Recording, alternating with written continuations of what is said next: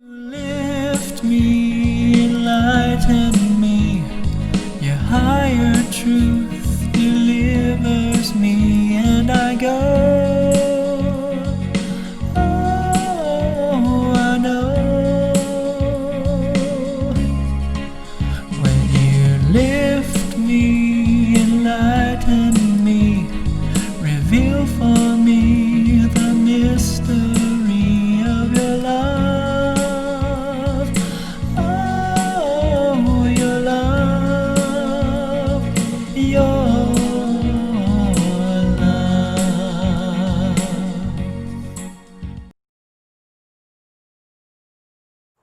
Michael, will you give us the time and the date? Sure. The time is 3:15 p.m. and today is Sunday, October 4th, 2020. And we are so blessed, so very, very blessed to have our wonderful friends with us. And for those listening to this, they are your friends too. They want to be your friends. They want you to know them, and they want you to be a part of their lives and the work that they're doing on this planet, this solar system, in this universe, at this very special time in history. We are in our backyard temple, Maitreya's temple. It is a temple dedicated to the local universe father, and that's Zeus in the Greek Pantheon. That is local universe father in the Urantia book. That is Yahweh, Yeshua, Asher and Shemesh and Yahweh. and also known as Jesus in the Bible and Christian lore. And also, the temple is also dedicated to the Universal Father. The Universal Father in the Urantia book is the personalization of the first source and center. He is also known in the Greek Pantheon as Uranus. Uranus. He is Uranus. That is correct. All right, so we are here in our backyard temple in our beautiful home in Mission Viejo, California, USA. And let's see, it's probably about low to mid 90s. We've had a couple different heat waves this summer. We're just coming off of a pretty brutal heat wave. Nothing like the one before where it got up to about 115. But there's a gentle breeze. The sky is extremely blue. You can hear the truck going by the street. But we are so blessed to be on this earth at this time, in a beautiful country, in a beautiful city. And we say thank you, local universe Father, for our life, our precious, precious life. And local universe Mother, thank you so, so much. And you are here today. Thank you so, so much for all of the blessings you give us every day of our lives, every day throughout our lives. And I just want all the listeners to know that I am wearing my miraculous medal in honor of the local universe Mother and Hera, There she is. also known as Hera. I'm wearing it to celebrate you, local universe Mother, and all of the blessings and the love that you pour upon our earth always. Thank you.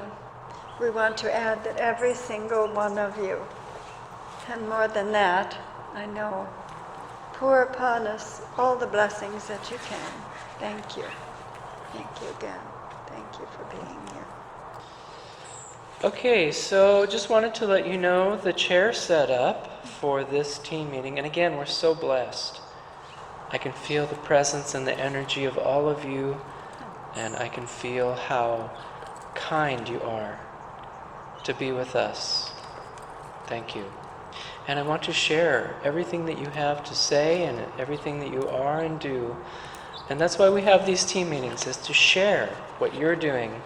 This is our service to you, to our world. We have in the back row, on the very right, in the back row, Lord Maitreya. He is glorious, and he's a very hard worker. We appreciate everything, Lord Maitreya. And say hello to your consort. She's known as Rose Estelle is the name. She is not here today. And she's not here. I'm sorry. Okay. Thank you, Lord Maitreya. And next to Lord Maitreya, to his left, in the back row, is Uriel. Uriel, very powerful celestial, doing some great work on our planet at this time during the magisterial mission, 50-year magisterial mission, and during this 10-year plan of the local universe father and mothers, and also during the worldwide religion of love. Yes, and we want to mention that Uriel is in charge of Pluto and all the changes going on there right now. And also he's partially in charge of Mars under Aries. So he's working very hard on 2 planets, plus helping him. And Uriel says to us, do not fear the changes. Do not fear the changes. There are lots and lots of changes going on, ultimately for the benefit, for the good, for the benefit of all. Do not fear the changes. Next to Uriel, in the back row, to Uriel's left, is Persephone. She first came to us as a celestial musician, called herself Melody. Melody, Yes. darling. And she is the consort of the glorious being next to her left, Dionysus. Yes. Also known as Gautama Buddha, we found out. Gautama Buddha in the Buddhist, Eastern. He is also, he is Lord Maitreya's father.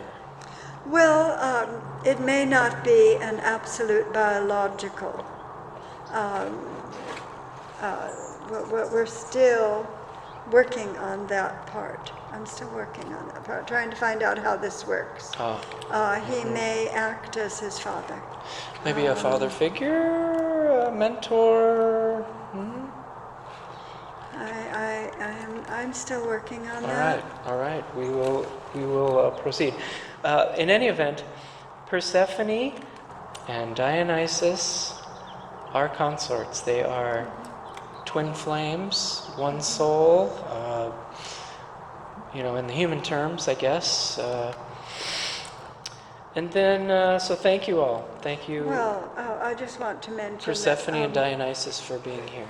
a lot of times we think that they are the parents. Like Hera was raised by the Infinite Mother, and so one would assume that that was her mother, but not biologically. So I think it's like that. A lot of them have adopted others, and then you think that they are, and I guess they do think of them as their father, and their sons and daughters too. But there's still more to it that we are trying to figure out. And sometimes we find there's more than 2 biological parents in this star-cast genealogy. So it gets Sure. a little complicated. Sure. I think in the Urantia book they talk about how the local universe father and the local universe mother, after after producing their first progeny, the bright and morning star, then the local universe father and the local universe mother, they create the Father Melchizedek. And then in combination with the Father Melchizedek, they create Melchizedeks. Yes, it's a little more complicated than here on the earth, Sure. where we just have a mother and father. So what you say is all true, but it may be Not biologically, right? not completely biologically. Yeah. So we're Okay, not so quite sure welcome about Maitreya, Uriel, Persephone, and Dionysus. It's a real treat and a blessing. We really appreciate it. To the left of Dionysus is Hestia. Hestia first came to us in that group with Melody, Persephone, as a celestial musician. In fact, she was a hostess. that. Yes, Corinth. Yeah, she came to us as Corinth was her Corinth. personal name. And she She did. along with a personal name Della, Diana, who is the goddess Diana the Greek. in the Greek lore, they both welcomed, were the hostesses for that very first celestial musician meeting. Yes, there were 17. It was Which really was so a special. full, great room. Lots of chairs. And we have that video on our Yes. YouTube channel. Yes, we have do. the celestial musicians. All right, so that's our back row. Maitreya, welcome. Uriel, welcome. Persephone, welcome. Dionysus, welcome. And Hestia, Corinth, welcome. Thank you. Thank you so Now much. we'll go to right in front of Hestia. We have the local universe mother, Hera. And she is, she has many, many, many names throughout Celeste. the lore. She would like us to call her Celeste as her personal name. Celeste, yes. Personal name. She's also called by many as the Queen of Heaven. Queen of Heaven. Yes. Mother of God. Mother of God. Yes. There are those who do. Asherah. Asherah. There are those who call her that. Yes. Yahweh and Asherah. Yes. Local universe father and mother. Of course, Zeus and Hera. Zeus and Hera. So, local universe mother, it is a real treat. I've been putting you on a lot of videos lately, so I've been seeing your face a lot. Well, and we also ordered a coverlet that arrived this week, and we have it in the great room, and it's a large coverlet that has a picture of her. At least I feel that it is representing her. It looks just like when she came to visit me on the upstairs patio one time with her veil over her head. So we're just assuming that it's all right for us to feel that represents you. I hope that that's all right, and she's saying it's fine. It's fine. So welcome. Welcome, welcome. So this is the first row right in front of us. So local universe mother is right in front of me, a little bit to my right. And then to her left, no, to her right, to our left, would be Demeter.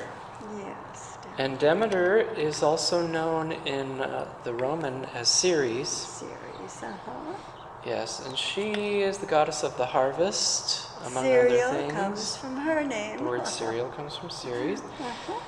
So she is the consort to the gentleman sitting to her right, who is our main focus today, and our speaker, Neptune, also known as Poseidon in the Greek. And it's interesting, Neptune prefers to be called Neptune, which is the Roman. Yes, he does. A lot of our friends prefer the Greek, but he prefers the Roman. So Well, his other name is Poseidon, and then he is, also Immanuel. Immanuel in the Urantia book, yes. In fact, I may be, Neptune, doing a talk on you the 4th Friday of this month. I really want people to know that you exist, that you are real, and you've been so kind to try and help us with our children, with private audiences and all kinds of other contacts, and being in all the meetings, and then of course drawing us here today. Thank you, Neptune. You've been an advisor, counselor, as you are for many, many others. Thank you. Thank you, Neptune. And you will see that, when Diane mentioned counselor, that sparked my memory that right now I'm working on a song for you, Neptune. It's called A Song of the Sea, Neptune. It talks about you as counselor, as bringer of truth and wisdom, and with your consort Demeter, you fill our world with light and goodness. But I just wanted to tell our listeners a little bit about how we came to know that Neptune was Immanuel. Oh, did you want to tell them? Just a tiny bit. Thank you. Neptune, in the Greek Pantheon, is the brother of Zeus. They were both born, well, I don't know if genetically, because we're still working that out. We're still working on that. Both of them were born of Cronus. And Cronus, in the Urantia book, is the second personalization of deity. You have two pair, you have three sets of pairs. In the Greek,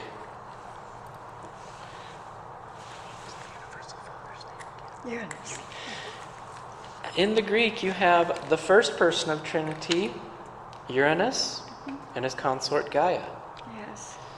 In the Urantia book, you have the second person of Trinity. You have Cronus and Rhea. And in the Urantia book, you have the third pair. You have Oceanus and Tethys. Yes. So Zeus comes from Cronus, as does Neptune, and they're brothers. Now, in the Urantia book also, you have the local universe father, who is Zeus. In the Greek Pantheon, you have the local universe father's consort, who is Hera, in the Greek. But guess who the local universe father's elder brother is in the Urantia book? Of course, it's Immanuel. It's Immanuel. Yes, and of course, then it's Poseidon or Neptune in Yes. the Greek and Roman. Yes. Of course, and they say in the Urantia book, they say elder brother. I know. Yeah. Yeah, I think elder they do in mythology, Greek mythology too, although that again is something that really has to be worked out because you get different sources that, have a different idea on which is the youngest. Some say that Zeus is the youngest and so forth, and it's not that. So Cronus and Rhea being the second and in the Urantia book, one of the parents of the local universe father is the eternal Son. Of course. And they talk about the local universe father's character as expressed in our local universe as the character imbued in him by the eternal mother's Son. So it's a little tricky there. It is. But Cronus and Rhea, second person of Trinity, had pairs, three pairs of children. They had we have Neptune and Demeter. We have Zeus Uriel and Hera. Hestia and Zeus and Hera. Yes. That's our three. And Uriel And Hestia. And Uriel and Hestia are both here today. Yes, also. they are. Yeah, we have quite a few pairs here today. Yeah. Oh, let's talk about a very special pair Let's don't forget that's this here pair. today. Yes. The children of the local universe mother and father are here. Yep, And they that's are. Gabriel and Aphrodite. Gabriel and Aphrodite. Aphrodite is also known as Mother Venus, of course. Mother Venus being the Roman. And of course, Venus is also considered one of those stars, like an evening star. And Venus is the bright morning star. Bright morning star. Oh, and the evening star too. Venus is both, and astronomically, they consider her both. Yes. Of course, we know Gabriel is the bright morning star. Yes. In the Urantia book. Yes, of course. The connection, just to highlight the connection, Gabriel we found is Hephaestus Yes, in the Greek. The firstborn of Hera and Zeus in their sacred marriage, which also in the Urantia book, the local universe mother and father, have a sacred marriage too. And who is their firstborn? Their firstborn is Gabriel. There you go. Yes, of course. That says it all right there. Yes, of course. And as we know in the Greek pantheon, all of these male gods, they have consorts. Oh, of course. They have goddess consorts. Of course. And we know from Neo-Theosophy that Sanat Kumara, the ruler of Venus, is the male consort to Mother Venus. Yes.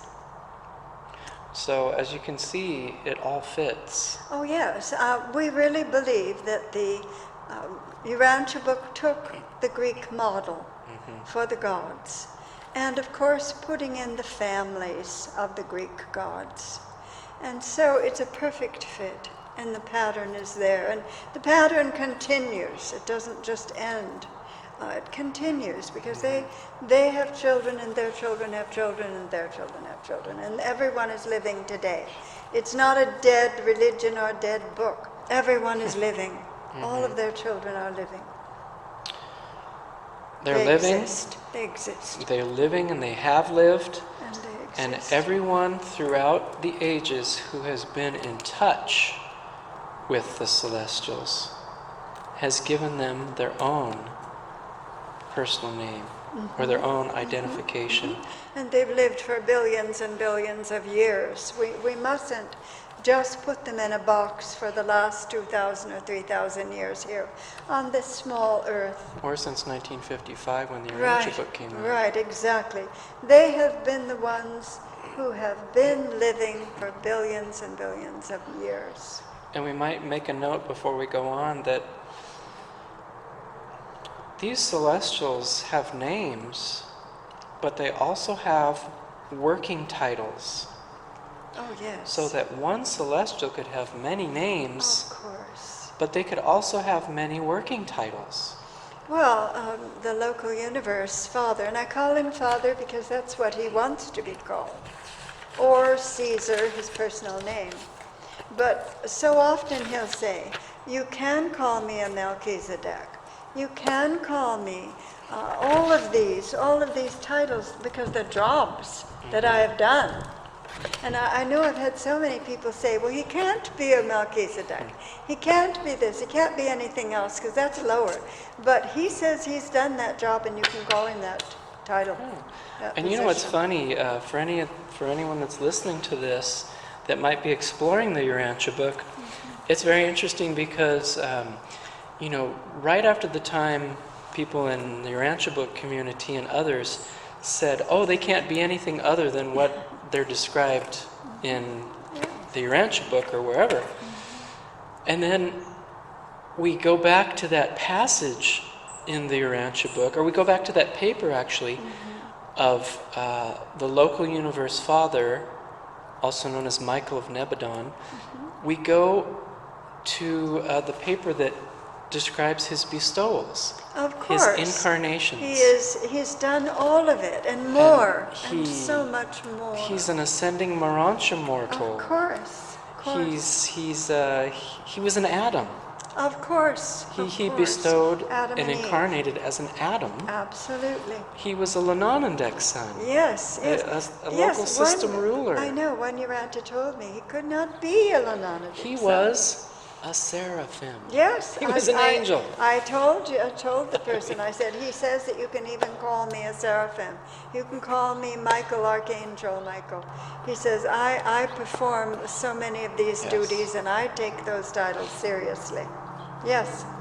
I know I had one dearest friend of mine just yesterday, and she was saying, why do you make, the local universe father a blonde? She says, Jesus has brown hair. She says, he can't have anything but brown hair. And I said, oh my goodness, I said, he's up in heaven, the king of the of heaven, paradise. Our local heaven. Our local heaven.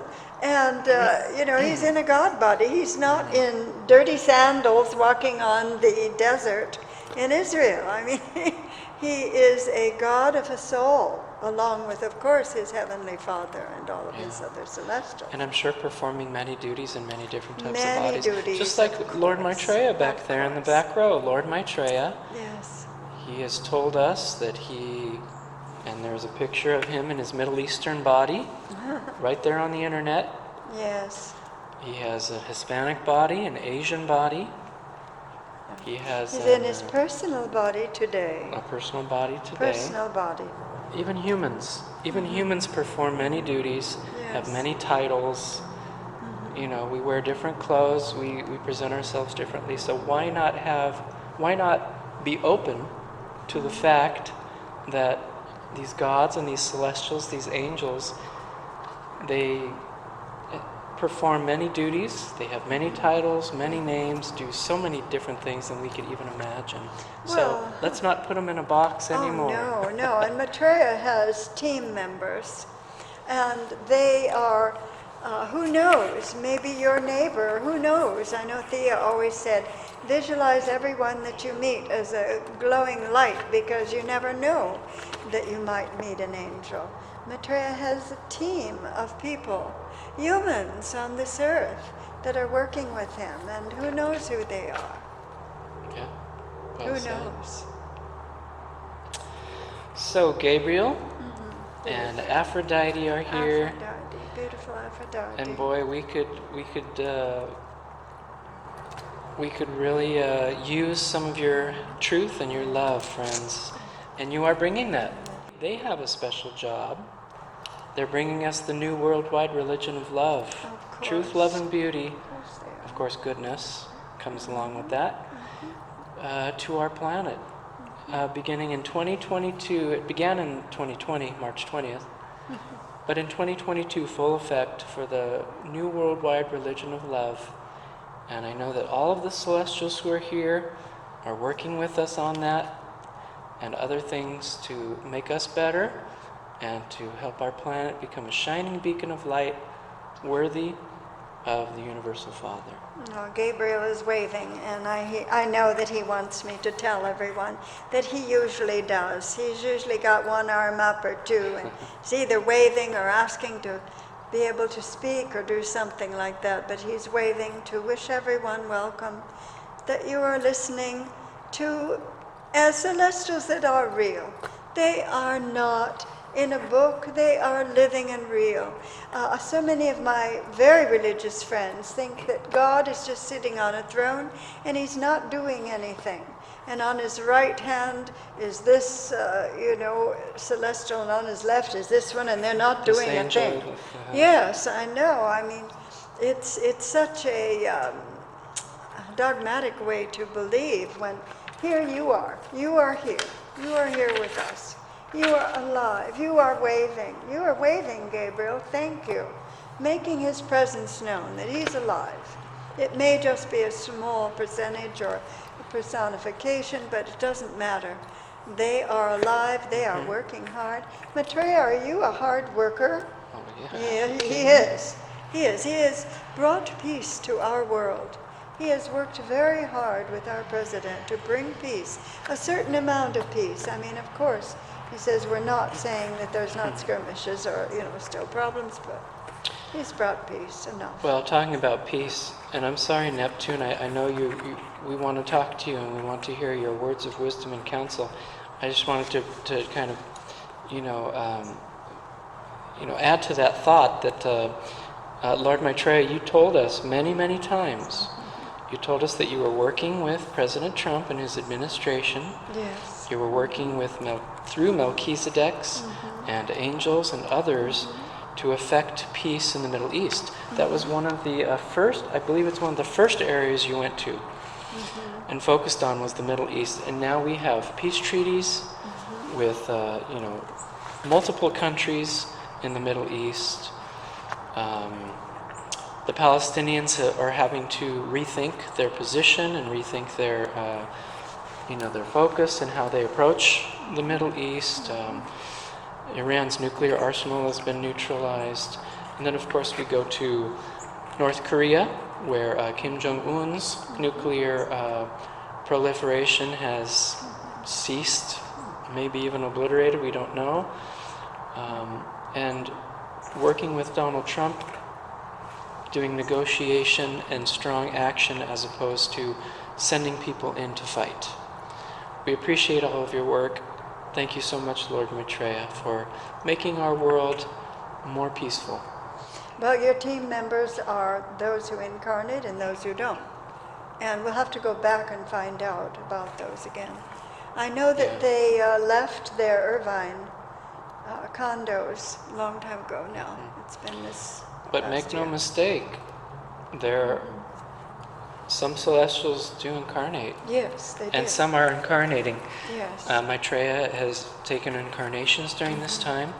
And Mother Venus, we just learned in our last team meeting that Aphrodite, Mother Venus, you took a body, a human body, and you went to, and this was before COVID, this was before January. Yes, this was actually after the second week of December. December, right? Yes, after the first week, December 1st, we had the meeting, 2019.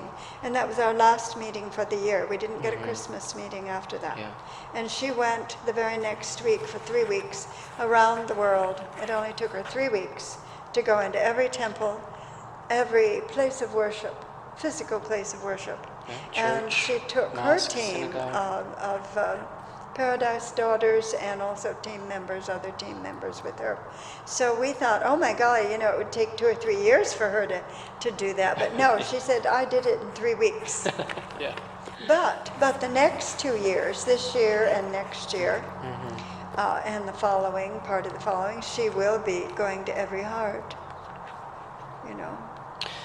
Yeah, and I think Gabriel will be visiting everyone's minds. Yes, for truth, yes. To impart more truth. Yes. And Lord Maitreya has said that he is going to... He will too. He is going to help people envision their perfect Godward path. Yes, and I do believe too it was either Hyperion or I'm trying to think. I think so. Said he was also going to be doing that too. Some of Uranus's sons were going to do that too. Yes, Iapetus and. And that leads a perfect Hyperion. segue to Neptune. Neptune, you've told us that Yes. you are helping to calm. You're helping to calm people's emotions, especially yes. the more aggressive emotions. Hopefully, most of the young people have gotten it out of their system by now. I doubt it. It's very difficult. It's very difficult. Our young son is having to be online and sit very quietly for 8:30 till noon or afternoon, without a break and without lunch and without anything. And stay focused staying on in all the of classes subjects. and engaged with the teacher and the subjects. It's very difficult.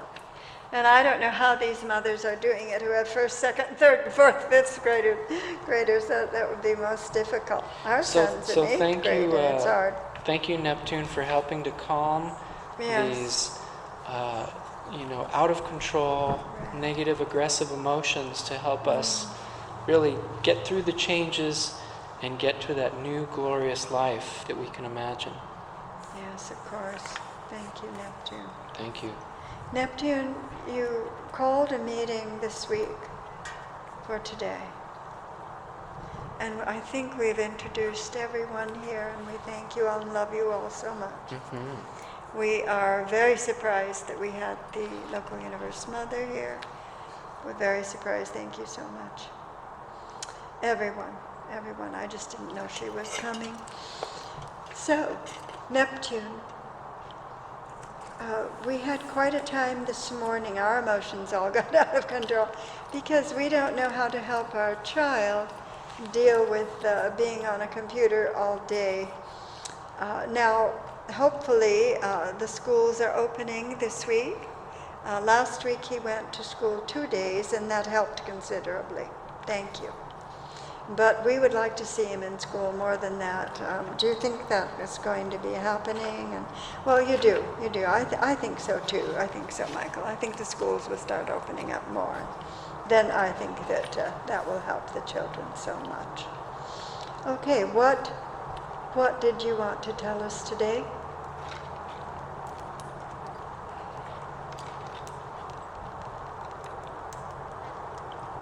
Well, he says, first I want to talk a little bit about the blue sky.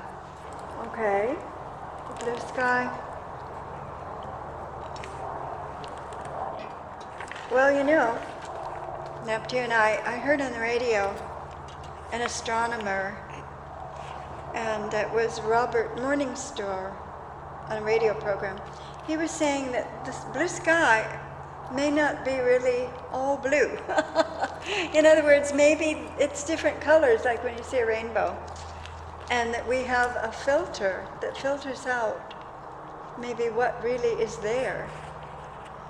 And Neptune, what I'm wondering is, are you talking to us about the blue sky because maybe this is why we don't, or normally people don't see you also? Is that?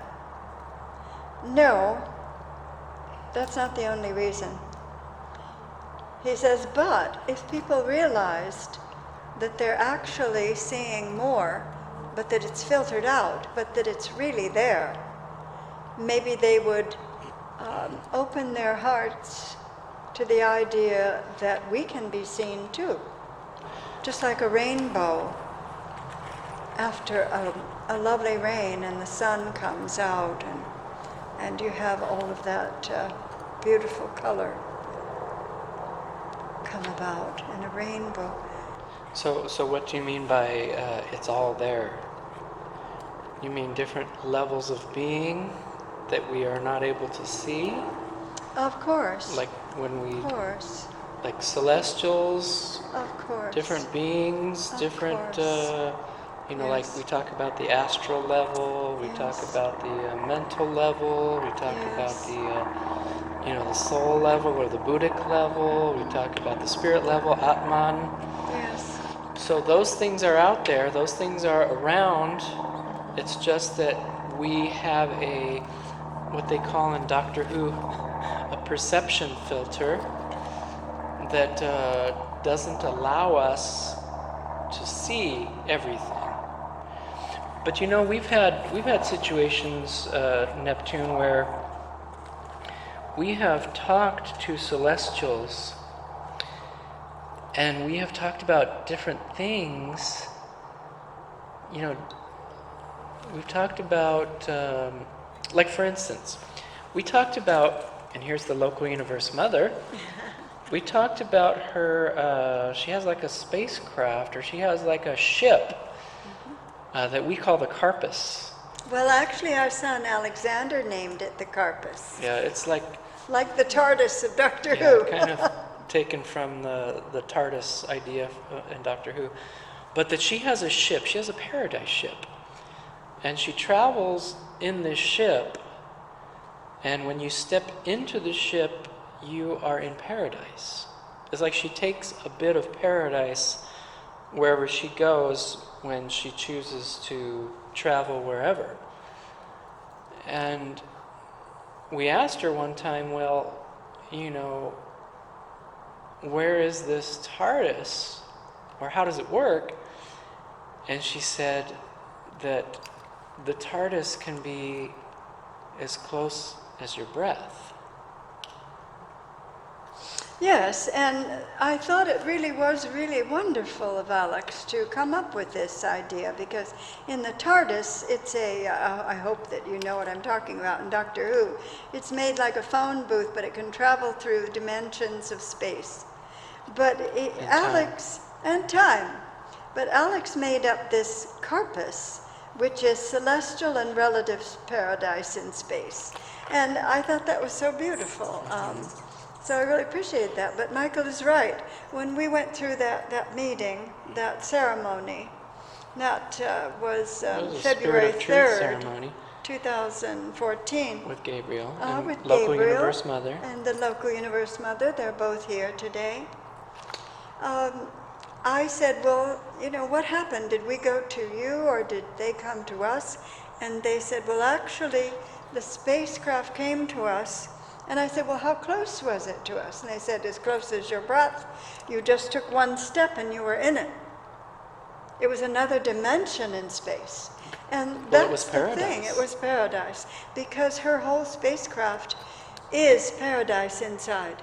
Just like the TARDIS in Doctor Who, that his dimension is different, Yeah, and when they step into Doctor Who's phone booth, it's huge, right? Yes, it has many rooms that you don't see. So this is what Alex came up with when we talked about her ship, her paradise ship, celestial and relative paradise in space. Carpus. Yes. I thought that was pretty smart. I do too, because he was trying to include the celestials having some type of a vehicle, just like Doctor Who has a vehicle in the show. Neptune, I've always, we've studied many different types of spiritual literature. There are traditions that say God is way out there and the gods are way out there. There are other traditions that say that everything's inward. Yes. That everything is inside, not outside. Exactly. So. Very good, Michael. So, like everything is within us, and we are God. Everything is God, and all lots of different traditions. So what do you think is more correct, Neptune? Do you think that everything is on the inside and that everything is closer than a breath to us, or is there outside? Well, he's saying there's both. There's both. Because like when we're talking about the blue sky, and that when you look at the blue sky, there are things that we can't see that are filtered out through by way of the perception filter. So when we look at those clouds up there, Neptune, and we look at the blue sky, are there things out there, like say the distance of that white cloud that we can't see? Or is that just a projection of what I'm seeing from my inside? No. It's not just what you're seeing from your inside. It's the levels, there are so many thousands of levels. So many thousands of levels. And unless the celestial wants you to have the spiritual sight, it's all filtered out. It's this, like Alex told us that he heard from the Doctor Who series. It's perception filter. It actually is a truth. Just like there are many truths in many stories and books. They're actual truths. Neptune, I was thinking, so there are thousands of levels that we could see if we were allowed to, or if we maybe developed those abilities, whatever. Yes. Fatima. Oh my, yes. There's a picture, Neptune, of people gathered in, Fatima, Portugal, right? And the lady, Our Lady, the Holy Mother, she changed the sun.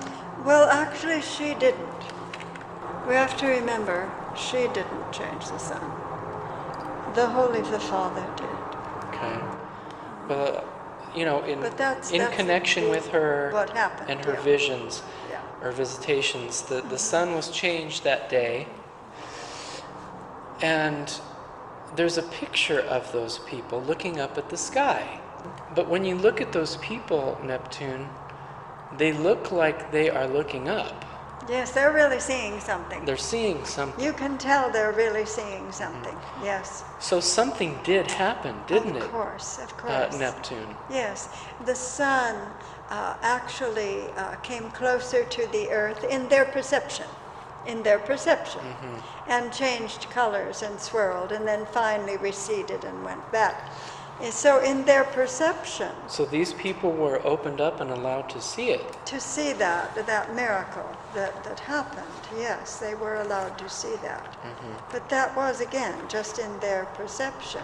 This perception thing is the key to it. I know when that chamber of light came upon me, I knew I was no longer just in my room there, upstairs. I mean, I was in a totally different dimension, and boy, I knew it, and I could feel it, and the lights around me were nothing like ordinary lights, although I will say that they were a bit more like an opalescent type of light. Now, I don't know, I'm not saying that every... You mean yours when you Yes, went to the yes, to the chamber of light. Diane, you went I there. actually did. It didn't come to you. No, I mean, no. it presented itself as a way. The chamber of light actually took me to where he was. I thought perhaps he came to see me, but I have found out since that that chamber of light stopped me. I could not move, and it actually took me to where he was, but it took me to the level he was, because I was still in that room. Even though the room got darker, even though I could not see the back of the room any longer or the side to my left, I knew I was in the same room because I could still see a bit of the window on the right, and but darkly. So I was taken to a level where he was, not necessarily a distance forward or backward, but I was taken to the level that he was, and then I saw him, and he, you can use the word Universe appeared. Father, right? It was the local universe father. So he kind of appeared. He appeared. Presented. All of a sudden I saw him. See, at first I thought I was having a heart attack, or maybe I was having an aneurysm or something, or my brain, because I heard loud machinery going on. And it was very loud, Michael. It was very loud. It was very distressing. And then the white lights above me were flashing and going off and on. And then the bars of light around me, controlling me, so I couldn't move. Tell us again when this was. Oh, yes. This was March the 5th, 2020. And I was going to pick up my son from school, and I ran upstairs to get ready, when all of a sudden I was encased in a chamber of light with actual light bars all around me. The bars were at least probably 1.5 inches thick, and they were separated about maybe 6 inches, and then another bar all around me. I could not move my arms or even my hands. I could not move. And above me was like a chandelier, like on a light, a beautiful light chandelier. Like a light fixture. Yes, a light fixture above me. And then there was there were like opalescent little portions of the light bars, and I couldn't figure out what was in the center of them. It seemed like a picture of something. I thought, was that a reflection of me? And they said no, that each one was an angel. Each one. So, and then other times when these lights come upon me, they are not just above me, but they go out. They're fluid, and they go out 6 or 8 feet, but still around me. So what happened when you were in the chandelier, or in the chandelier was above, the chamber of light. So what happened? Well, I didn't know. I heard tremendous noise that sounded like machinery. I heard all kinds of different sounds, that nothing like music, believe me. It just seemed like ordinary machinery. The lights flashing. I was stopped. I didn't know what happened to me. And then after all this, I started asking, well, what's going on? I know I can't live like this if I can't come out of this. If I can't come out of this, I'm dead. That's just it. I can't live. And then all of a sudden, in front of me, no longer was the room. I saw him perfectly in the light, very light, but the room was darkened. And I asked him, I said, Father, is it really you? I mean, I knew it was him because I know what he looks like, and I've seen him so many times. Mm-hmm. But it doesn't matter. I still said, Father, is it really you? Because that's just how I felt. Mm-hmm. Is it really you? And in other words, oh, golly, thank heaven, in other words, that it is you, so that I know that I'm not gave you dying. Some comfort. That I know that this is not a normal situation where you go to a hospital. This is a spiritual experience. So that's why I said that. So did you see the local, I mean, you knew that the local universe father was there. Did you actually see him? No. I didn't know before that he was there, that he wasn't there at first. Mm-hmm. He was not. When all these things were going through my mind, have I had an aneurysm, have I had a heart attack, I thought this was a physical experience I was going through and I was dying, to be honest, probably. But then he appeared. So then it was like, oh, thank God, it's you. So I know it's a spiritual experience and not a physical one where I'm dying or something. Mm-hmm. And then I said, is it really you? Like, in other words, oh, thank God, thank heaven, I know now I'm all right. And he said, yes, I am here. I am here. And he was not smiling or anything like that. He was very serious, very serious. And in my mind, I knew then I was all right, mm-hmm. because this was a spiritual. But I also knew if I didn't come out of it, whether or not I was going to die or not, I knew I couldn't live like that and stay in that. So I asked him, would you help me? Would you please help me? And what can you do? And all of this and that. And of course, he did. But he came forward. Before he was it seemed like he was about 3 feet away, maybe 4 feet away. He came forward and put his hand on my forehead and on my shoulder. And then I knew I was released and I was all right. Mm-hmm. And I thanked him and then I turned and went downstairs. Mm-hmm. The lights followed me all the way down and I laid down and then they faded away. I see. And then you said a while later that upon reflection mm-hmm. of the experience, mm-hmm. you felt like maybe you had gone there. Not that he had come to you, right, but he had given you a way to go to him. Exactly. This chamber of light, I truly believe, was like a transport of some kind, mm-hmm. vehicle. That it actually, not that it took me forward or backward, I think it took me to the level that he was at. That's what I think. Mm-hmm. Because I still think that I was still in the room physically. But my consciousness, I think, was brought to him through that chamber of light. Yeah, because I think you told me that you still could perceive some of the room you were in, the physical room. That's what I mean. I knew I was still in the room, even though it was dark, because I could perceive some of the room to the right, the window a little bit, and the wall, yes. So for that reason, I felt I was still in my body, but my consciousness, definitely I had come to him. I had been brought to him mm-hmm. through that vehicle. And it's interesting, if you go into Doctor Who again, Alex, after this, he told me, you got to come see on the TV, Mom, to come see this little bit in the series. And he showed me this, it was like a paralyzing vehicle, where Doctor Who was in it. I was watching it, and it was her, the new doctor, who's the female. Uh-huh. And she was in like the same size chamber of light as I was in, and it was round about her, but it was like swirling light around her, where mine were bars of light around me. So someone I know is getting or has gotten really truthful ideas to put into this show at various points, because I was in that physical chamber of light, and I could feel how, if I really, in the shows, to show that she was paralyzed, because I was told, stop, slow down, and return to God. And then immediately I saw him. So.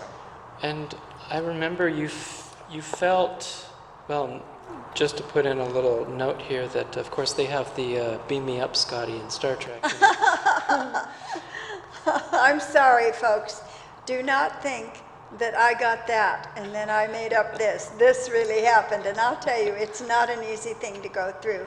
And I could say, oh, I don't wish it on anyone, and yet I do, because to see the Father is the most heavenly thing you could do on earth. And then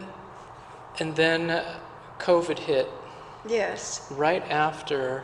Yes. That was in March March 5th. the 5th, yes. And then it was the middle of March when the COVID, the COVID peak began. Because, Yes. it was already in January that it had started. Alex was in school one more week. Mm-hmm. One more week. So the COVID peak began in the middle of March. Mm-hmm. And can you tell us the connection you think that they were making between your light chamber experience and the world at large?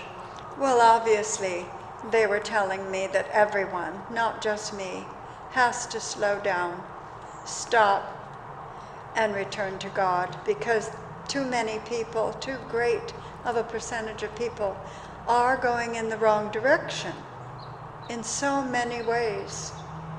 And I felt that he was telling me that this was not just for me, but it was a message for everyone.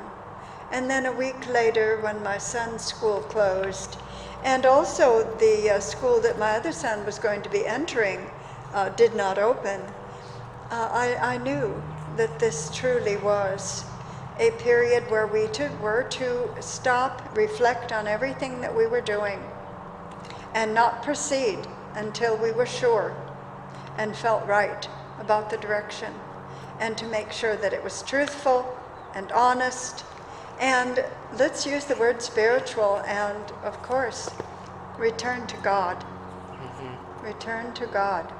If we are not doing godly things, return to God. Yeah, the COVID pandemic, it stopped everyone. Stopped a lot of people in their tracks. It stopped the practices, the momentum, lifestyle habits, pathways that people had been doing for decades. It put a muzzle on us, put a mask on us, put a muzzle on us, quieted us down. But there are so many people who feel like, feel it was politically motivated.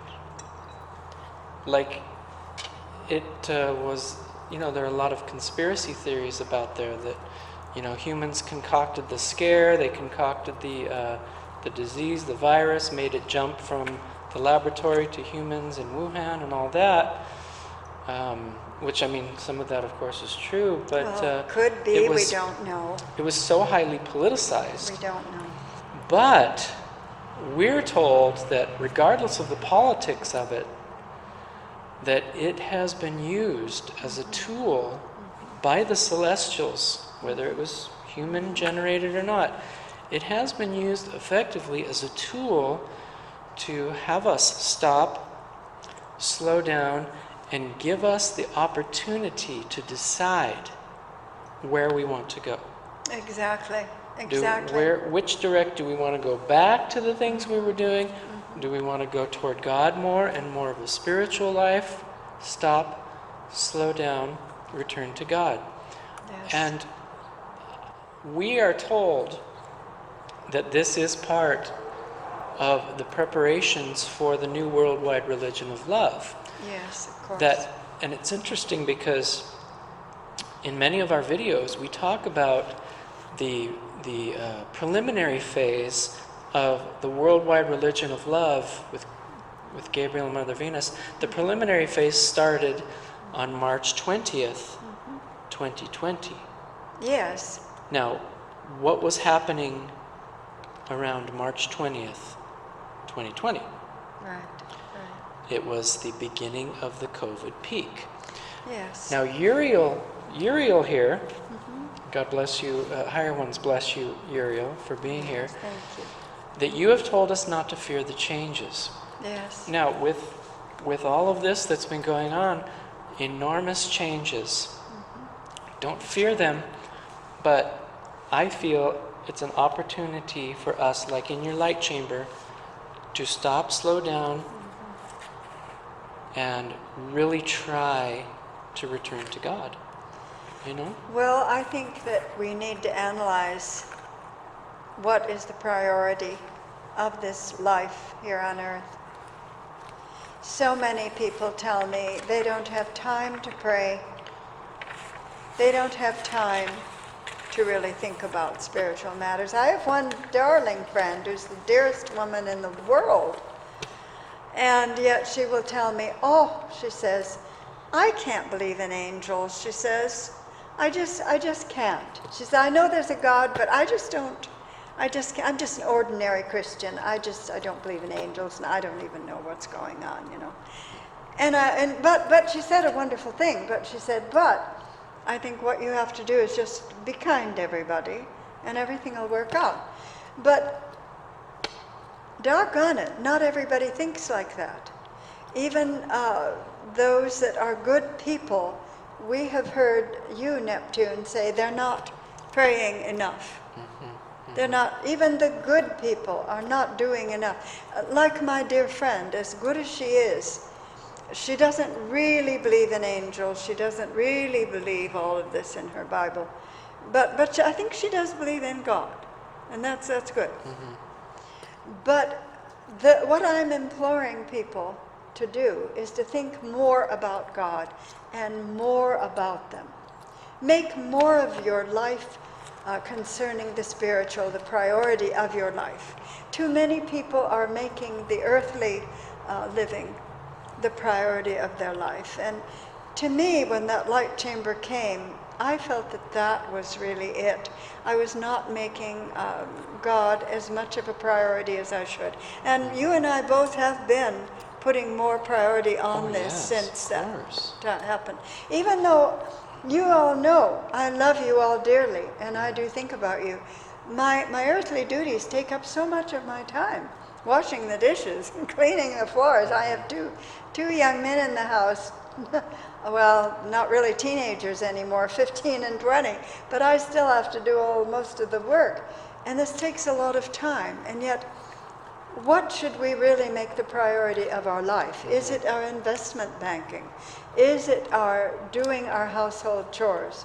Is it social media? Social media.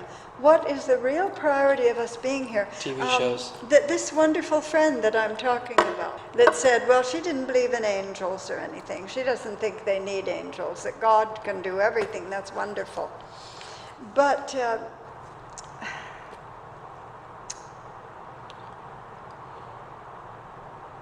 what can I say? Well, I know we did get some messages after the stop, slow down, return to God. Yes. We did get some messages about being still and knowing God's love, communicating with God, talking to God. Lord Maitreya, in a team meeting a year or so ago, said, and this was before COVID, this was before everyone was confined to their homes, he said, make a special place in your home, make a sacred spot. And then in that spot, take time to be still, meditate, pray, what have you, but just communicate with God, talk to God, be still, and instead of experiencing the outward world, experience the inward world where God is. I mean, God is everywhere, of course. No, closer than a breath. But it's that action, it's that communion of reparation for sins committed, for future imaginings of a greater spiritual life, that's where we find it. Well, We find it in the I stillness. want to go on about my friend because I feel this is really relating to a lot of people that I know. I told her, I said, well, I think that this earth is a school. And she said, oh, no. It has nothing to do with the school. She says, we're just here just be nice to people and nothing else, no school. And this is what's so frustrating to me. Because if we felt that it was a school, then maybe we would prioritize what we're doing more. She's saying, oh no, it's not a school. It doesn't have anything to do with that. Now, maybe a lot of people will agree with her. But if you do think it's a school, then you will try hard to do God's will, to advance, to learn more spiritually. And I guess this is the frustrating part to me, because this is a time when we have to put God in our priority system. We have to. Because if we don't, our eternal life can be affected. And will be affected. Well, let's face it, this could be a glorious planet. Yes, it could be a glorious planet, and it will be. If, They will make it a glorious planet, no matter what we do. if we did things differently, it would be a glorious planet. Yes. If there were no killing babies or animals, Right. this would be a glorious planet. Oh, if you had no slaughterhouses and no doctors tearing babies from their mothers. If everybody could police themselves, it'd be a glorious planet. Of course. I was saying, probably anyone who listened to this program or listened to our CD, they are all good people. They're not going to kill anyone. They're not going to rob anyone or beat anyone up. We wouldn't need any police force at all if they were people like the people that are listening to this. You're all good people. The people that will listen to this CD, they wouldn't listen to it if they weren't trying to find more out about you guys, about you The gods celestials. and the celestials. Gods. I mean, there would be no, they're talking about they don't want the police force. Well, you wouldn't need a police force if you had people that were feeling that they were in a school and trying to advance in a spiritual way and do God's will. Yeah. There's been, there was a westernized interpretation of a lot of the Hindu ideas, philosophies, that this is a school. You read that a lot in Theosophy and everything like that. This is a school. And this is the perfect explanation for what they call reincarnation. There's reincarnation in a basic form that says you come back to the earth if you've done wrong or what have you. In the Indian religion, Hindu, Yeah, right, the basic. Eastern religions do. Of course, we know Buddhists. they from the believe. Urantia book that you go to lots of different places, and things like that. Mansion worlds and all sorts. And as finalators, you reach paradise, and then you come back to Of different course. planets and you help, and I'm sure you help take on out bodies again. and all that stuff. Of course. But if you're in a school and you flunk second grade, where do you go? You go back to second grade, right? I guess. I don't know. It's really. And if you do bad in class, where do you go? Detention, right? Yeah. So yeah, if people knew it was a school Yes. and that there were repercussions for their actions or non-actions, they might think differently. If you think this is the only grade I have, I'm in grade 5. This is the only grade I'm in for the rest of my life. All I have to do is just sit in grade 5 and just Be nice listen to to the people. teacher babble on, whatever. Be nice, just kind of do a Yeah. little homework here and there.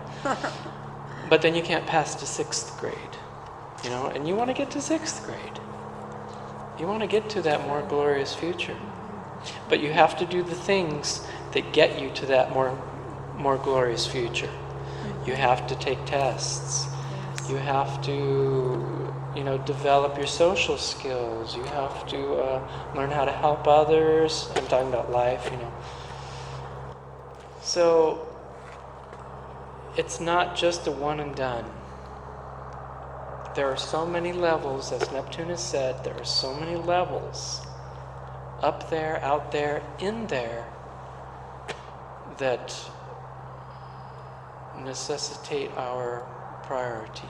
Well, I'm wondering if people really believed that there was a God and that this was a school, would they really ever tell a lie or ever try and take another person's property, or ever try and hurt or torture a person, or ever kill a baby, or ever kill an animal? Would they really? If they really believed in God, do they really think that this would be the behavior that God would approve of? Do they think God would approve of their behavior if they are using bad language? Do they really? So my idea is we do need to return to God, even the good people. That's what Neptune has been telling us in these last meetings, that even the good people need to return to God. Has their language slipped a bit? Are they doing the right thing? Are they being completely honest? Are they praying enough for others? How about treating their body as a temple of the Holy Spirit? Treating their body. Are they throwing in junk food and alcohol and meat? And I know one of my very best friends, and she's a devout Catholic. Oh my golly, she's been to Medjugorje, she's been everywhere. And yet she says, oh, I drink alcohol. I don't find anything wrong with it. And I'm saying, oh dear, oh dear, oh dear. You do need to be a holy vessel. You need to go beyond just the ordinary person's life. You do need to return to God, be more holy. So, Neptune, is this what you are telling us, that we just have a perception filter, and that's why we can't see the other celestials, and we can't see the other levels, and we can't see that there are higher levels than us? And we can't see the repercussions of our life lived here until we're out of here. You know what I mean? I mean, if we could see what our bad actions are going to result in after this life, we do it differently. Of course. Well, this is why some of the visitations, I think, occur, because they take those children or whoever are involved in this visitation, whether it's Fatima or whether it's Catherine in France, 1830 or whatever. Some of these people, they do actually take them to these different levels where the children are in horror, and because they see people in what we would call hell. Now, I think a lot of people that are very, very much into spiritual work do not believe in a hell. So what do you make of then these visions where they actually take these children and show them these levels of hell? I'm asking you, Neptune. I'm going to ask you, I'm right here, or any other celestial that wants to talk about this. I think Uriel would be good for that too. Neptune, I want to ask you, since you're our speaker of today, are these levels something we could see if we weren't filtered out with this perception filter? Absolutely, he says, you would see it. Absolutely, you would see it.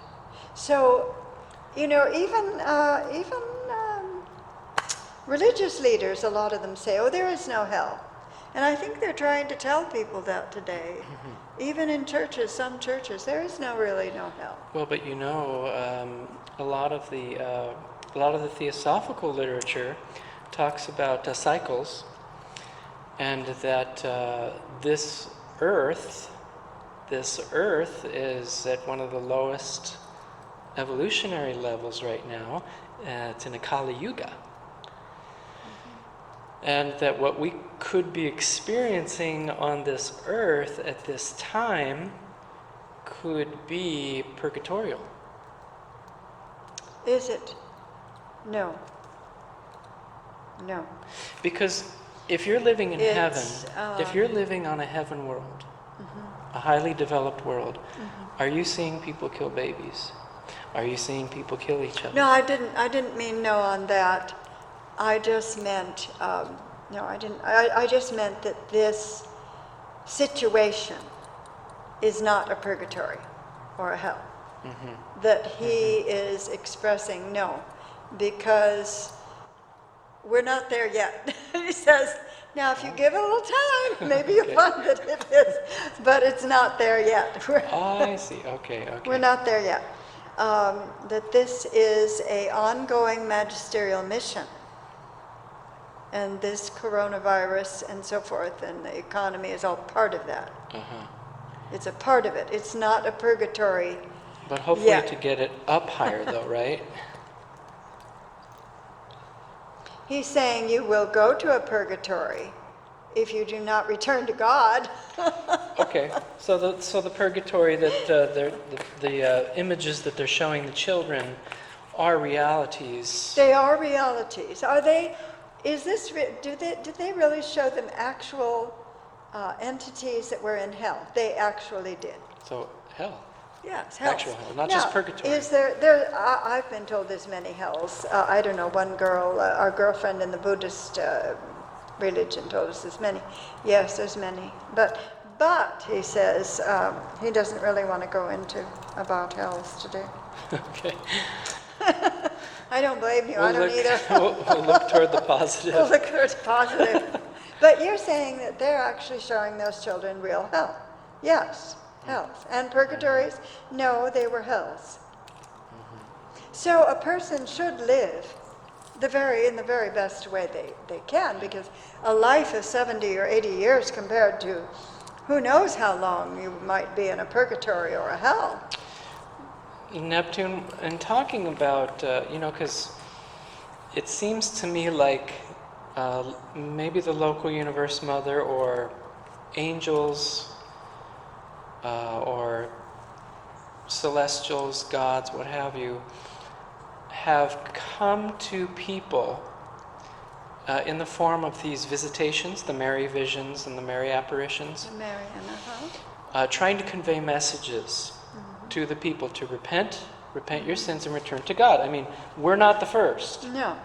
I know there have been many who have said return to God. Of course. Or this or that Repent. or this or that. Repent. Like Yes. World War I. Before World War I, there was a Mary Yes, apparition. of Before course. World War II, an apparition. Yes. And So- in 1961, we're going to be seeing Oh, Garabando. the one, yes, in So Spain. why we have a DVD for Michael's birthday. Why don't the people listen? I mean, is it just because they don't believe that a celestial would come and show themselves and talk to little children or talk to nuns or talk to people? Why don't they believe that you will visit people and tell people messages? Well, they're saying if you're not in a religion or a church, the children are not brought up to think that way. But for adults, they have no excuse. And it seems to me, because we have the coronavirus stop, slow down, return to God, it seems to me like morality has sunk even lower. Divorce rates are up, abortions are way up. People are fighting in public, they're bashing people's heads in, they're killing police officers. It seems like the morality has gone low to even where it was before. So how can you, or we, or both of us, how can we get the messages out to help the people understand the need to return to God? Well, he's saying, think of the sheep and the goats. What we actually are doing now is separating the sheep from the goats. Now, in reality, he's saying we have already judged everyone. But for the people themselves, they feel that they have to take a stance or one position over another.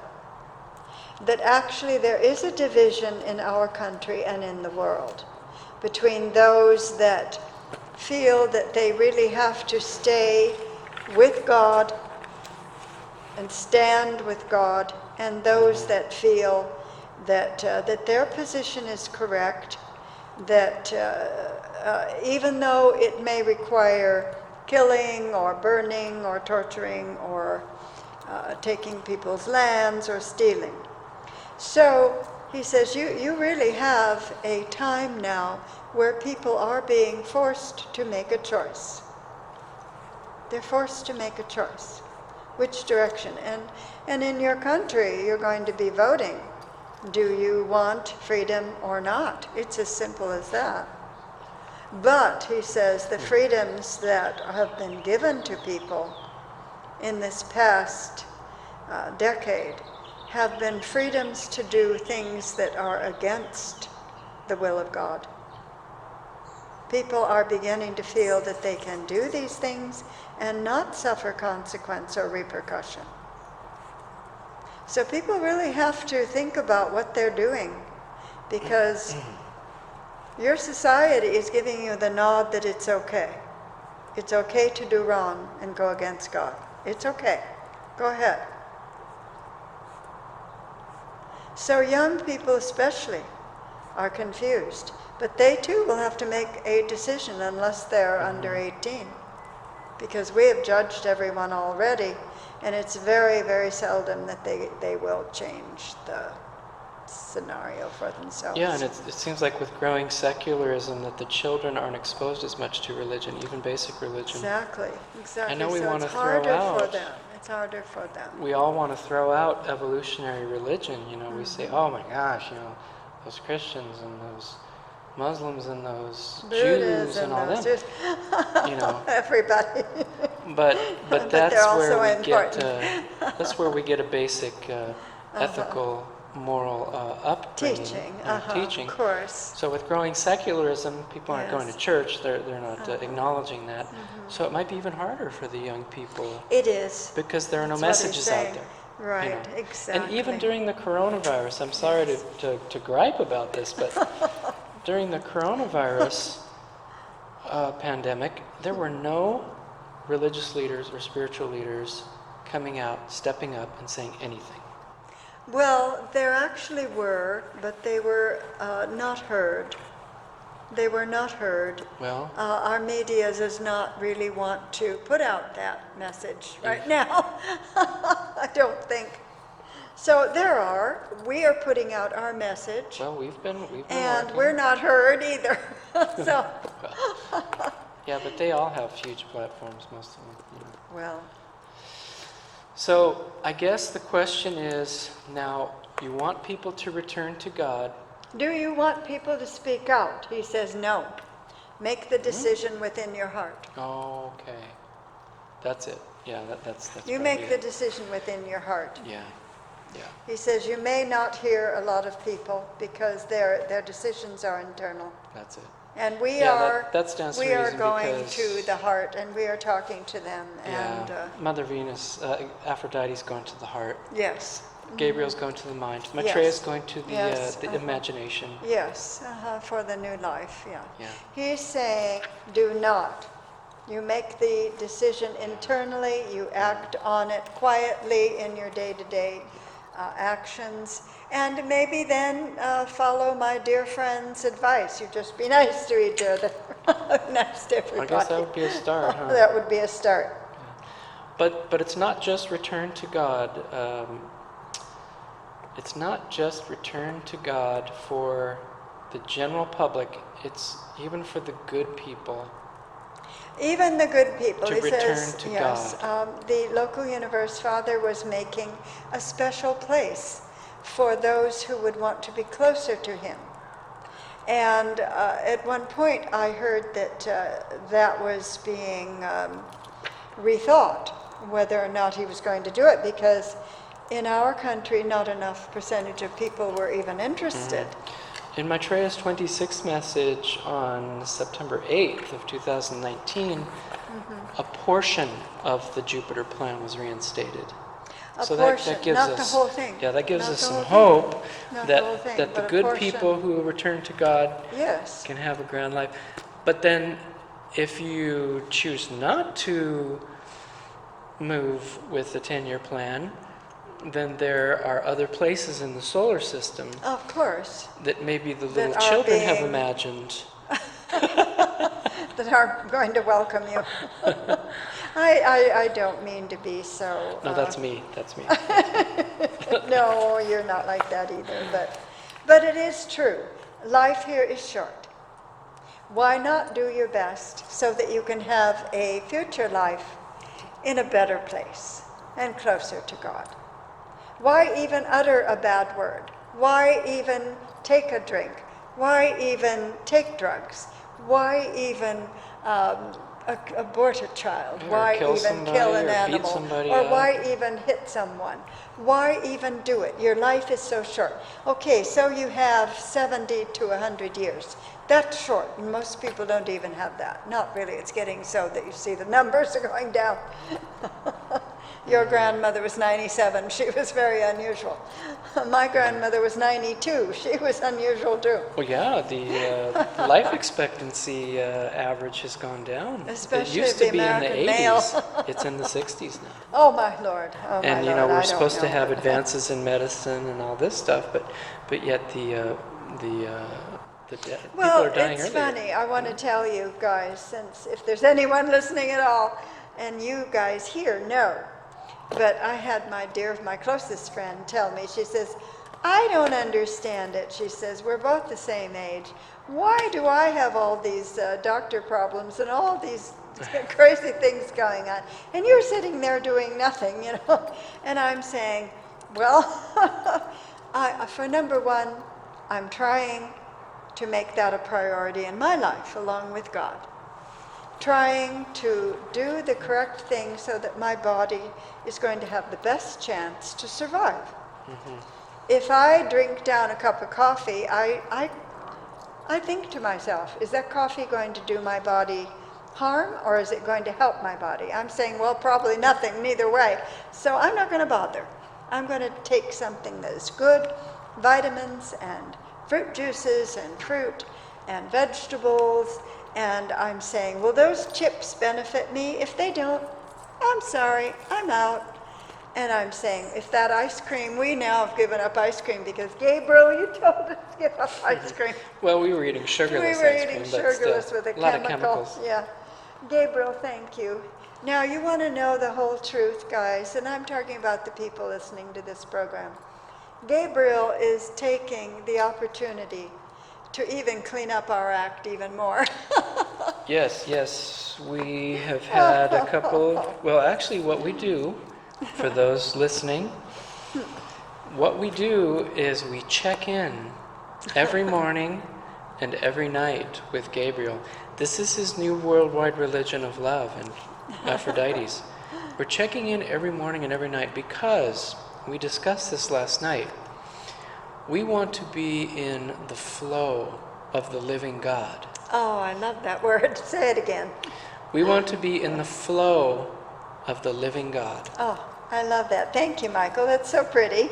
We want to flow with not just God's will for our lives, not just saying, okay, God wants us to be this, and this, but actually every moment of our lives, every day, to discern God's will continuously in the flow of our daily lives. So we check in with Gabriel and Mother Venus. We check in with everybody, Well, really, but Gabriel is the Primarily main, Gabriel every main morning guy. and night, yes. Because we want to be in the flow, which means because we have because we consider ourselves spiritual leaders, we want to do their will, do their work, help them with their work, but we also want our lives to be in the flow with God. So we don't go to the stillness just to be with God for 15, 20 minutes, half hour. We are striving to perpetually be within the flow of this this cosmic mechanism, whether it be in our home, whether it be focused in our city, in our country, in our world, solar system, universe. Whatever that flow is, we're trying to connect with it and go with it. Go with the flow. You know, a few years ago, well, it's actually been quite a few years ago, there used to be put out the saying, what would Jesus do? And therefore, if you were making an action, you were to say, what would Jesus do? And then you follow that, what you think he would say. Well, we're very lucky because we check in with Gabriel and he actually tells us. We don't even have to think about it. And so we lost our ice cream right away.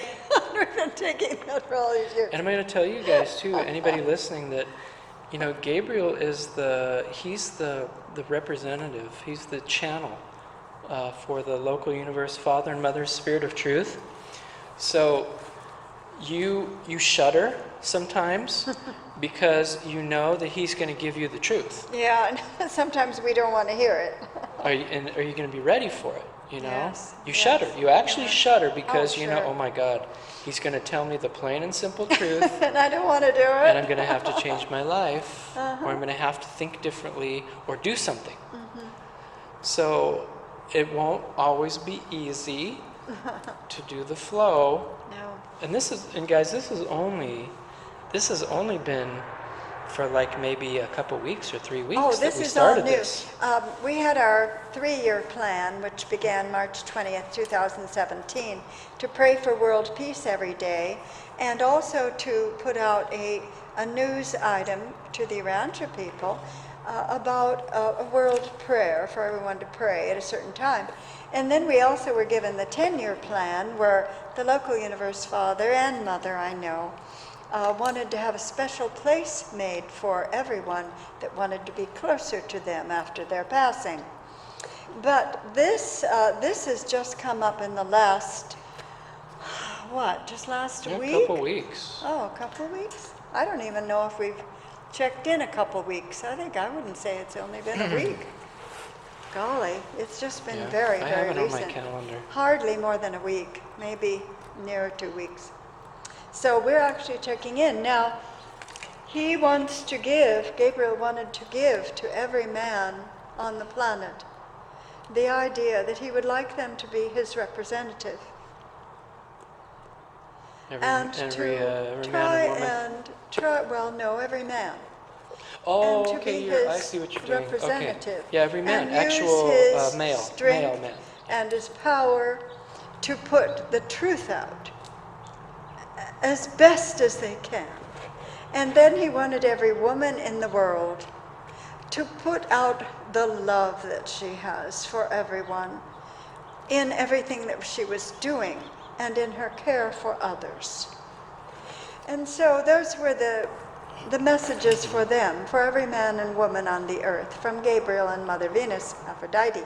But to us, it was a little bit different. He wanted us to check in every morning and every night, so that we actually got it from the horse's mouth, you might say, and you can too. And therefore, we're right on top of it, because the way it has been, if someone tells me, we would like a meeting in a week or two, well, that's wonderful, but now we're getting messages that are more on top of it. So if they want something done that day, then we're ready. We're checking in, morning and night. And this has made us put out a message on this last week.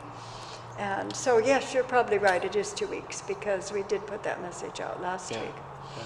So this way, we're more on top of it. Sometimes I'll get a feeling, or the blue lights will come, and I'll say, oh dear, do you want to talk to us? Or I'll go up and pray, and I'll say, well, does anyone want a meeting this week or so? But now we're on top of it, because we're checking in morning and night, every day. Yes. And for the people listening out there, you might check in. You might just try it. But you have to go to a sacred place, though. You can't just like lay in bed. I mean, I suppose you could probably lay in you bed or at can, the breakfast Michael. table, but You it's can. better. I think it's better if you You go can. to a special spot, a sacred place. First of all, you say thank you, I praise you, I hail you, thank you, praise you, whatever. I'm checking in. What would you have me do or have me accomplish for this day? And then at night, you check in after the day, and you say, is there anything that you want me to do, tonight, to before I work go to on, bed, or think about, anything to think about, talk so on and so about. forth. And then you say your good nights, maybe you say God bless the world, whatever. But maybe that's something, Neptune, that people could do in Gabriel to check in. Just pick a celestial, say God, say Jesus, what have you, Mother Mary, and check in. Of course. I know a lot of people do. It's just Neptune is saying he wants more. He wants more prayer. He wants more changes. He says they're not changing enough. Not changing enough? No. The good people are not changing enough. They're quiet, which is all right, but they need to have better actions in their lives. As my friend said, well, I drink, she says, but it's okay. Well, it may not be okay for her health and for her being an example for her grandchildren and children. Hey, Mr. And you Crow. don't really want to perpetuate bad habits in others, so it's best if we watch what our actions are showing. One of my goals, pretty much my whole life since Yes, the crow is telling us. He's saying the meeting is almost to the close. Please finish your thought, Michael. Oh yeah, I was just going to say that one of my goals, one of my main wishes in life, is to put out a lifestyle message for people to learn, to hear my words, hear my suggestions, my ideas, and to learn how to live a God lifestyle. What you put in your body, what you put out of your body, your words, your thoughts, your deeds, what you put in your body, your food, your habits, and your basic lifestyle, a God lifestyle that will get the good people to return to God more. Thank you, Michael. Thank you. Neptune, do you have any further words for us today? He does. He does.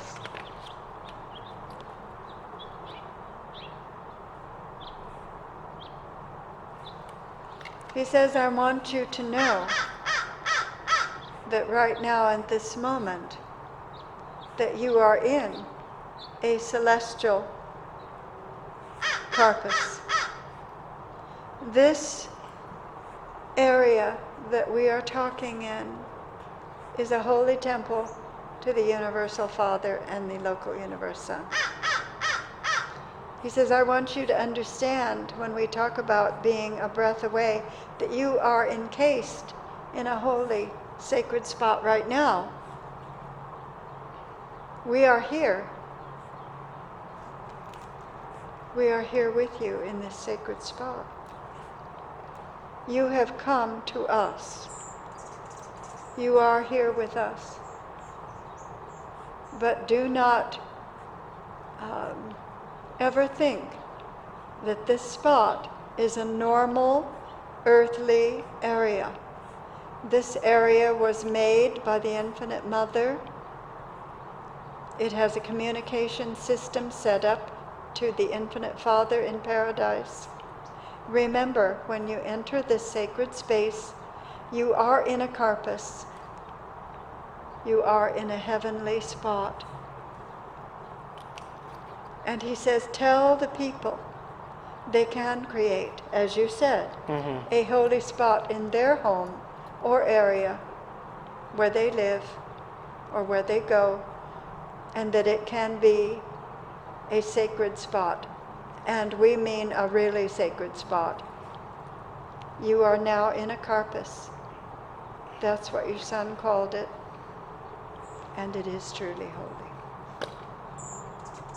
Thank you, Neptune. Thank you. Thank you. That would be a celestial and relative paradise in space. Carpus. This space is holy and was made holy, and he wanted us to realize that. Well, thank you. Yes, thank you. So try to check in your holy space. In your holy space, and that space will come to you as close as a breath as they have come to us.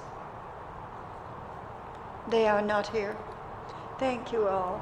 Thank you all, Gabriel, Mother Venus. Thank you, Neptune, Ceres, and Hera, of course, Local Universe Mother, and Maitreya, thank you, and Persephone, Melody, and we have Gautama Buddha, and of course we have Corinth, Hestia. We thank you all so very much. Thank you all Yes, for coming. thank you. May the higher ones bless you. May the higher ones bless you, of course. And Uriel, I don't want to, I hope I said Uriel, I'm sorry. I wasn't sure. Thank you all so much. Yes, thank you.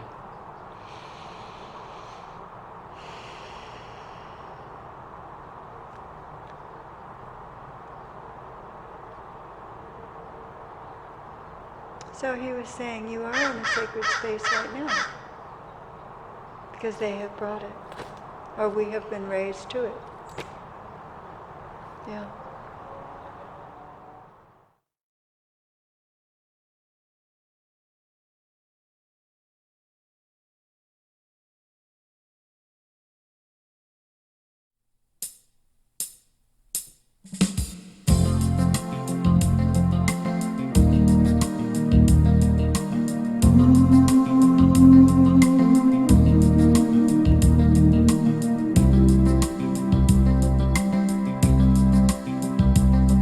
I sing to you today, Neptune, let me say, your greatness flows into our world. Sublime dignity reflects infinity and spills upon the shore to lift our minds.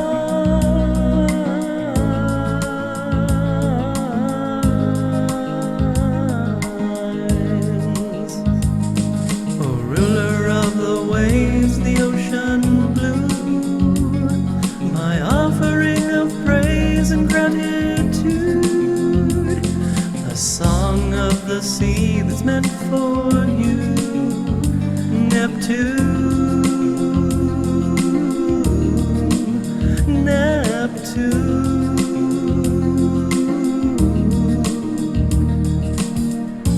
Poseidon is your name, Immanuel the same. With Sister Demeter, a power pair for sure, souls entwined forever as one. Counselor of ageless truth, with goddess of the harvest fruit, fill our world with brighter rays of light.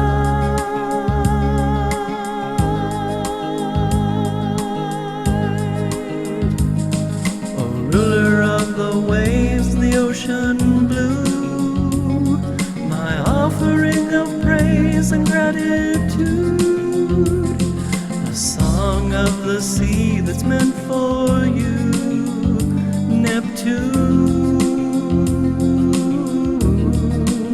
Neptune.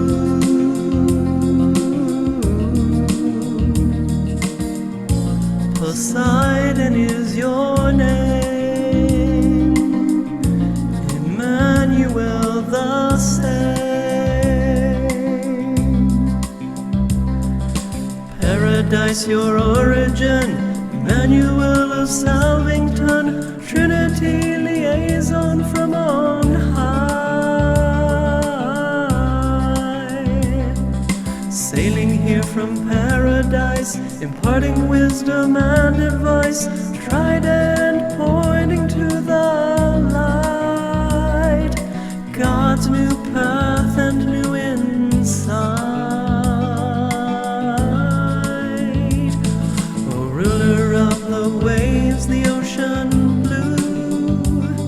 We sing to you our praise and gratitude, a song of the sea that's meant for you, Neptune, Neptune.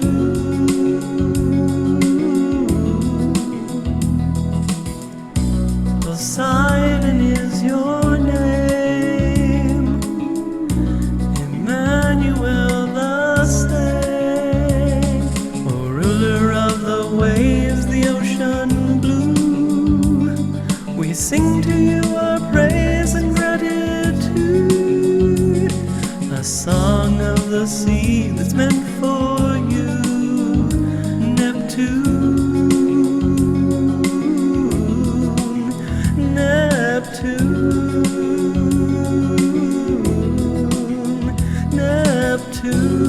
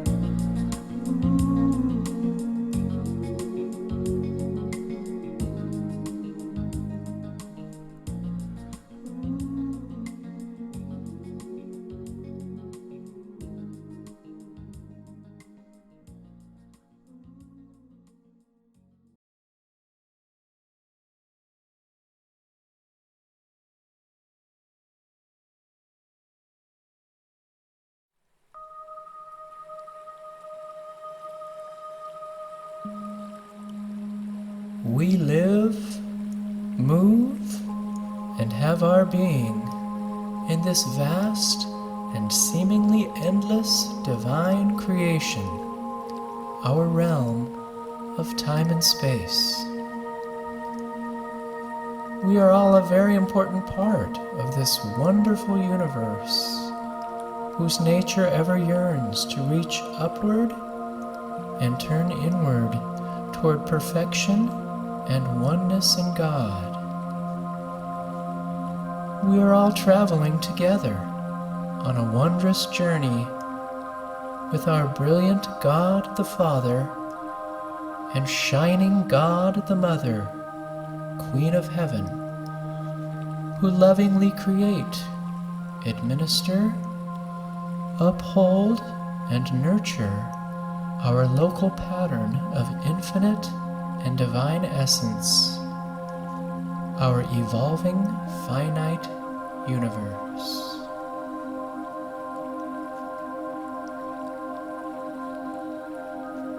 Our Heavenly Father and Mother are, right now, reaching out their hands and opening their arms to welcome us into their loving and eternal embrace.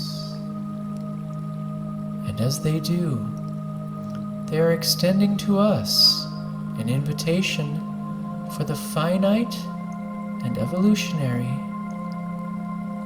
to meet with, to learn with, to grow with, and to dwell with the infinite daily in a close personal relationship with them during our time of learning and growth throughout our mortal sojourn in the flesh.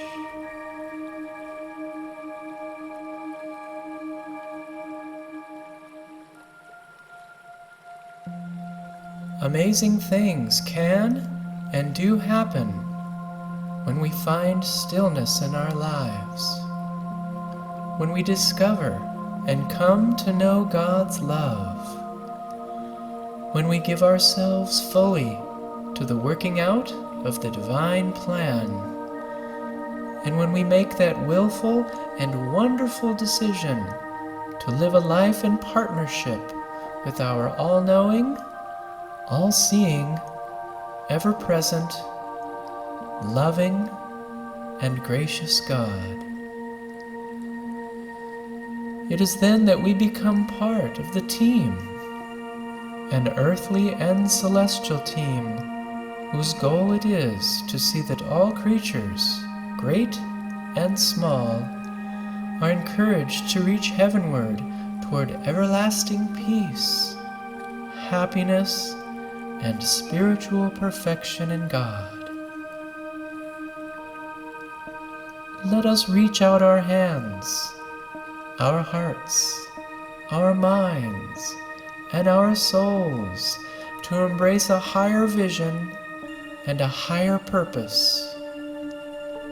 Let us raise our voices in harmony with our Heavenly Father and Mother to sing the song of love, joy, and oneness in God our whole lives long on this, our wondrous journey.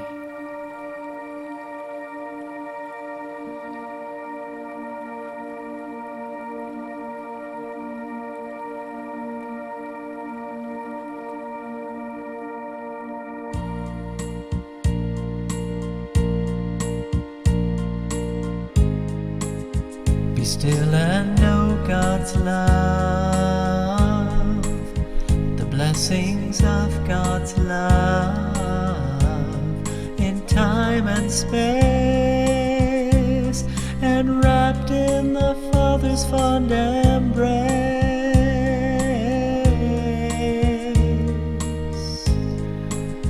with all creation turning, fulfilling inward yearning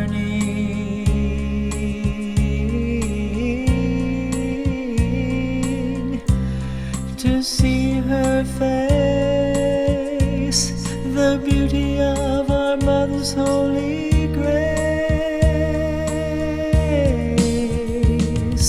My sights are set on you. I want to be like you. In all I am, I say, and I do.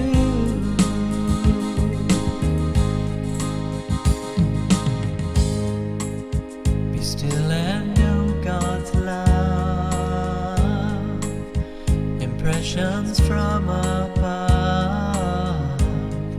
oneness in God, unity in universal thought.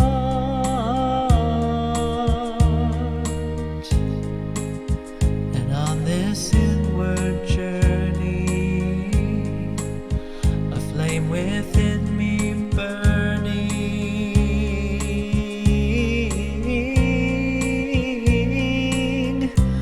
will light my way, giving light to heaven's new day.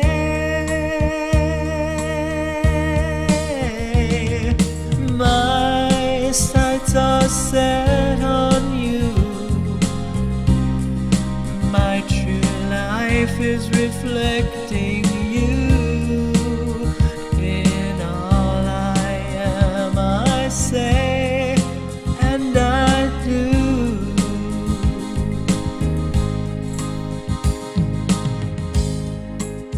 Be still and know God's love, investing in God's love to welcome you more and live with you in partnership once more.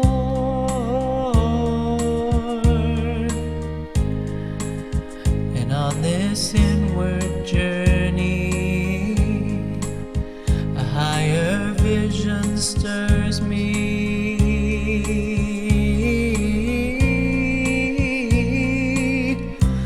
to sing your song, sing it out my whole life long.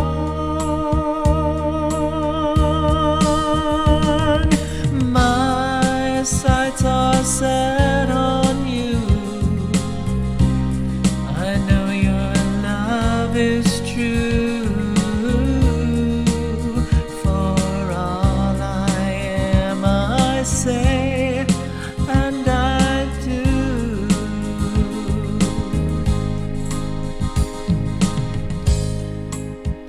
still and know God's love, the blessings of God's love. Be still and know God's love, impressions from above. Be still and know God's love, investing in God's love. Be still and know God's love, the blessings of God's love. Be still and know God's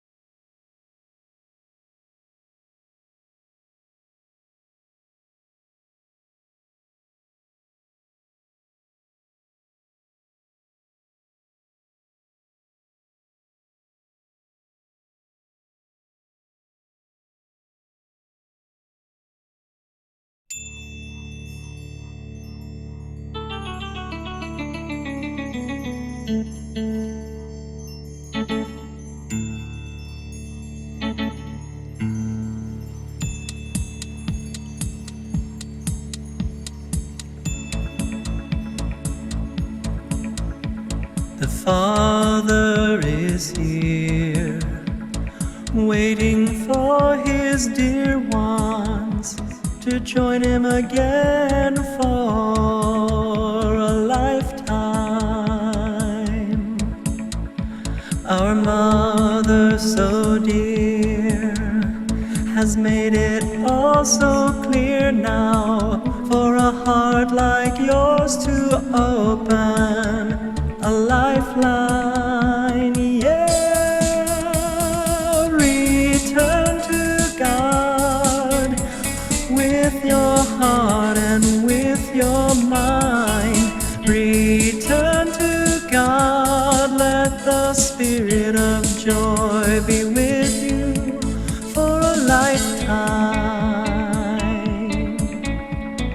Universal love, a quality within us all, a gift from God whose love is endless.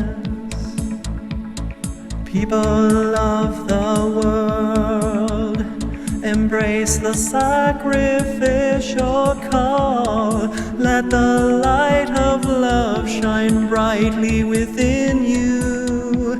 Yeah, return to God with your heart and with your mind.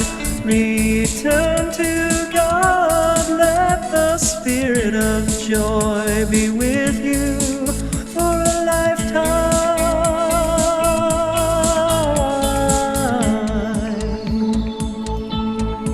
Return to love. Return to truth. Return to God's divine plan of salvation for all, eternal salvation, a gift from God on high, who is love and truth. Salvation on this world of mortal strivings is attained through a close, personal, and reciprocal relationship with God, our Heavenly Father, and God, our Heavenly Mother. During our sacred journey toward reunification with God, we struggle and sometimes languish on this world of the cross, due in part to our self-inflicted separation from God's divine plan. As mortals, whether individually or within a group or a community, we often give in to selfish desires in our pursuit of worldly aims. The good news is that our Heavenly Father is near, and our Heavenly Mother has made it clear that true joy awaits those whose hearts are filled with love for God and for one another. True joy also awaits those who live in harmony with divine truth, truth obtained through holiness and through increased communion with God. Dear Heavenly Father and Mother, we offer you our love, thankfulness, and praise for the abundant blessings we receive from you each day and throughout our lives. May our hearts overflow with love for you and for others. May our minds be attuned to your divine truth, and may our spirits be filled with everlasting joy. Balance be restored in our lives and in our world, mortal and celestial, reunited. Return now to God, join in with our Father's plan. You will be made whole again, made new again, new again. Return to God with your heart and with your mind. Return to God, let the Spirit of joy be with you. Return to God with your heart and with your mind. Return to God, let the Spirit of joy be with you. Yeah, be with you for a lifetime and beyond this lifetime too.